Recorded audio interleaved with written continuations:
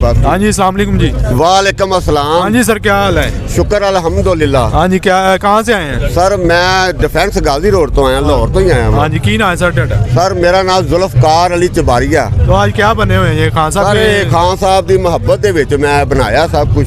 ਖਾਨ ਸਾਹਿਬ ਅੱਛੇ ਬੰਦੇ ਨੇ, ਉਹਨਾਂ ਕੰਮ ਅੱਛੇ ਕੀਤੇ ਨੇ ਔਰ ਉਹਨਾਂ ਦੀ ਮੁਹੱਬਤ ਦੇ ਵਿੱਚ ਉਹਨਾਂ ਨਾਲ ਪਿਆਰ ਹੋ ਗਿਆ ਔਰ ਉਸ ਲਿਹਾਜ਼ ਨਾਲ ਜਿਹੜਾ ਨਾ ਮੈਂ ਸਭ ਕੁਝ ਬਣਾਇਆ। ਖਾਨ ਸਾਹਿਬ ਵੀ हजरत इमाम हुसैन ਦੇ ਸਿਪਾਹੀ ਨੇ ਔਰ ਮੈਂ ਵੀ हजरत इमाम हुसैन ਦਾ ਸਿਪਾਹੀ ਹਾਂ। ਉਹ ਵੀ ਪਾਕਿਸਤਾਨ ਦੇ ਬੁਰੇ ਲੋਕ ਨੇ ਜਿਹੜੇ ਚੋਰ ਗਰਦਾਰ ਕਾਤਲ ਨੇ ਜਿਨ੍ਹਾਂ ਪਾਕਿਸਤਾਨ ਨੂੰ ਲੁੱਟਿਆ ਤੇ ਬਰਬਾਦ ਕੀਤਾ। ਉਹਨਾਂ ਦੇ ਖਿਲਾਫ ਉਹ ਜੰਗ ਲੜ ਰਹੇ ਨੇ ਔਰ ਮੈਂ ਜਿੰਨੇ ਜੋਗਾ ਹੈਗਾ ਮੈਂ ਵੀ ਉਹਨਾਂ ਲੋਕਾਂ ਦੇ ਖਿਲਾਫ ਜੰਗ ਲੜ ਰਿਹਾ। ਉਹ ਸਰ इमरान खान साहब ਦੋਵਾਂ ਦਾ ਇੱਕ ਹੀ ਹੈ। हाँ जी, इमरान खान साहब ने जेल भरो तहरीक ऐलान की, जेल में जाएंगे? सर जेल ਜਿਹੜਾ ਨਾ ਦੇਖੋ ਜੇਲ੍ਹ ਭਰਨਾ ਜਾਂ ਹੱਥ ਕੜੀ ਜਿਹੜਾ ਨਾ ਲਵਾ ਲੈਣਾ ਇਹ ਮਾਮੂਲੀ ਗੱਲ ਹੈ, ਇਹ ਕੋਈ ਮਸਲਾ ਨਹੀਂ ਹੈਗਾ। ਅਸੀਂ ਖਾਨ ਸਾਹਿਬ ਦੀ ਖਾਤਰ ਜਿਹੜਾ ਨਾ ਆਪਣੀ ਜਾਨ ਦੇ ਸਕਨੇ ਆ। ਮੈਂ ਪਾਕਿਸਤਾਨੀ ਕੌਮ ਨੂੰ ਇੱਕ ਪੈਗਾਮ ਦੇਣਾ ਚਾਹਨਾ, ਮੈਂ ਉਹਨਾਂ ਨੂੰ ਦੱਸਣਾ ਚਾਹਨਾ ਜਿਨ੍ਹਾਂ ਨੇ ਮੇਰੇ ਪਿਆਰੇ ਪਾਕਿਸਤਾਨ ਨੂੰ ਲੁੱਟਿਆ ਤੇ ਬਰਬਾਦ ਕੀਤਾ। मैं उन्होंने वार्निंग देना चाहता, ये बाजी खून की बाजी है, ये बाजी खून की बाजी है, ये बाजी तुम ही हारोगे।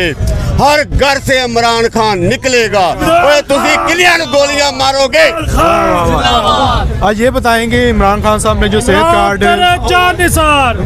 इमरान खान साहब ने जो सेहत कार्ड लोगों के लिए सहूलत के लिए बनाया हुआ था वो भी आज बंद। सर इमरान खान साहब अच्छे बंदे ने, उन्हें जो भी है सियासत आए ने उन्होंने पाकिस्तानी कौम वास्ते पहले हस्पताल बनाए, फिर उन्होंने हस्पतालों के 10 तो 12 लाख का इलाज मुफ्त करता।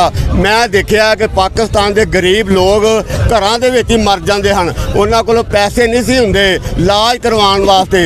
अज मैं देखा कि वह महंगे तो महंगे प्राइवेट हस्पताल के इलाज करवा रहे हैं 10 तो 12 लाख का।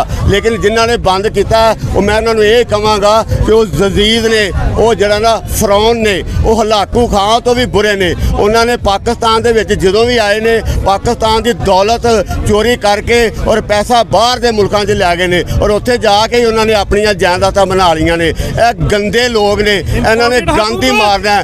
इन्होंने जो भी किया पाकिस्तानी कौम का बुरा ही किया है, इन्हें कभी भला नहीं किया। जो भी आए ने इस पाकिस्तान को बर्बाद किया। अगर इन्होंने हेल्थ कार्ड बंद करता है ना तो यह इंशाअल्लाह ताला अल्लाह की मेहरबानी नाल इस दुनिया से भी दलीलो ख्वार होंगे और मरण तो बाद भी ये दोज़ख जाएंगे, क्योंकि इन्होंने बहुत ज़्यादा पाकिस्तानी कौम का और इस अवाम का इन्होंने बहुत बड़ा जुल्म ते बड़ी बड़ी नाइंसाफी की है।